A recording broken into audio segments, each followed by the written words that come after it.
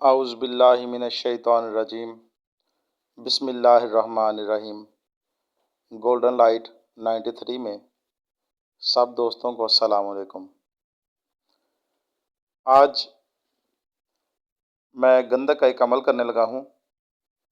एक दोस्त ने ये नुस्खा मुझे दिया है, उनके बताए हुए अमल के मुताबिक मैं इसे करूँगा।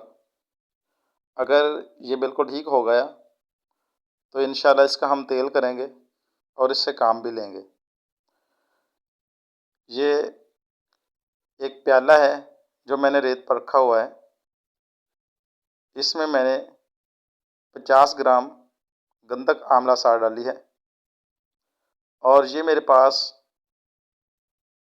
बड़े देसी नींबू जो होते हैं, जिसे खट्टी भी कहा जाता है, उनका मैंने 2 साल पहले पानी निकाला था, जो मुकम्मल तौर पर सिरका बन चुका है। ये सिरका इस्तेमाल करूँगा। और ये खाने वाला नमक है, खुर्दनी नमक, ये मैंने लिया है। इसको मैंने थोड़ा बारीक कर लिया ताकि ये इसमें आसानी से काम आ सके। गंधक मुकम्मल पिघल जाने के बाद थोड़ा सा नमक इसके ऊपर हम चुटकी डालेंगे और फिर हमने इसे इस सिरके में भिगो देना है। तो सारा अमल मैं आप भाइयों के सामने करूँगा। इसके साथ साथ मैं कुछ कमेंट के बारे में भी बात करूँगा। एपिसोड नंबर 8 हड़ताल वर्किया वाला अमल के बारे में जगदीश साहब हैं, उन्होंने इस नुस्खे की मुकम्मल तस्दीक की है। ये इंडिया से हैं और उनके मुताबिक वर्किया वाला ये अमल 100% सच है। भाइयों, ये मैं कमेंट नहीं कर रहा, ये आप ही के कमेंट हैं। किसी भाई से ये नुस्खा बनता है, किसी से नहीं बनता, और हर भाई के तजर्बे की बात है। अमल देखकर कर लेना और फिर वो सही भी हो, ऐसा हर किसी से मुमकिन नहीं होता। जिसने काम किया हो और तजर्बा भी उसे हासिल हो, वो इससे काम लेता है। गंधक मुकम्मल पिघल जाने के बाद ये आपके सामने मैंने इस पे नमक ऐसे दौड़ दिया है। ये थोड़ी सी मकदार में एक तय की तरह ऊपर आ जाता है। इसी तरह हमने इसके ऊपर नमक डालना है और उसे थोड़ी देर पकने देना है। साथ साथ हम बातें भी करते जाते हैं। और एपिसोड नंबर 12 के बारे में एक नदीम साहब हैं, जो कमेंट में पूछ रहे हैं कि किसी ने नौशादर का तेल बनाया है तो बताए। उनके ख्याल में इसमें कोई बात मैंने पोशीदा रखी है। वो कहते हैं कि मैंने तेल बनाने की कोशिश की लेकिन नहीं बना।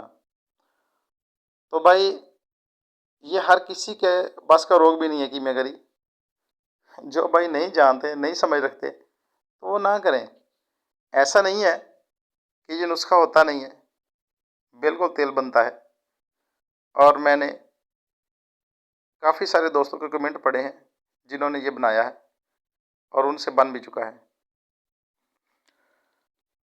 तो जनाब, ये गंधक हमारी पिघल गई थी।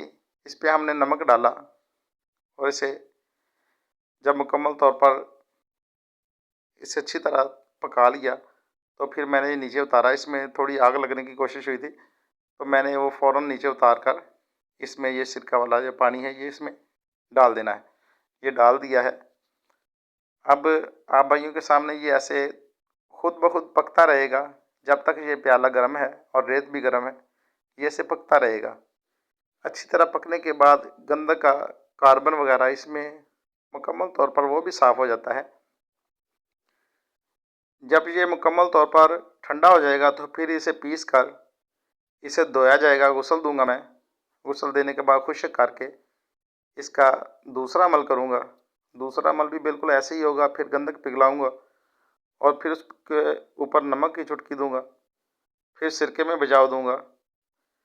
इसी तरह ये मैंने अमल करने हैं। ये 7 अमल करूँगा। एक अमल आप भाइयों के सामने मैंने कर दिया है और इंशाल्लाह इसका आइंदा जो अमल है वो भी आपके सामने एक बार कर दूँगा। बाकी 7 अमल फिर पूरे करने के बाद फिर इसे हम तेल करेंगे और तेल भी वो बाबूटी होगा इंशाल्लाह। एक बूटी के साथ हम इसे तेल करेंगे गंधक को। गंधक जब मुकम्मल तेल हो जाएगी तो फिर इसे छोड़ लगाएंगे और इसके बाद आप भाइयों के नसीब हैं। जो बना सकता है वो बना लेगा, जो नहीं बना सकता वो ना बनाएगा। मुझे इसके बारे में जितनी समझ है वो मैं मुकम्मल आप भाइयों को समझाने की कोशिश करूँगा। इसके बाद जिसको ये अमल पसंद आए वो करे, जिसको ना पसंद आए तो वो ना करे। कीमियागरी हर किसी के बस का रोग भी नहीं है। जो इसे समझता है वही करे, जो नहीं समझता वो किसी तजर्बाकार उस्ताद के साथ रब्ता करे तो फिर इस काम को शुरू करे, वरना ना करे। उम्मीद है आप भाइयों को ये कोशिश ज़रूर पसंद आएगी। इंशाअल्लाह मुलाकात रहेगी।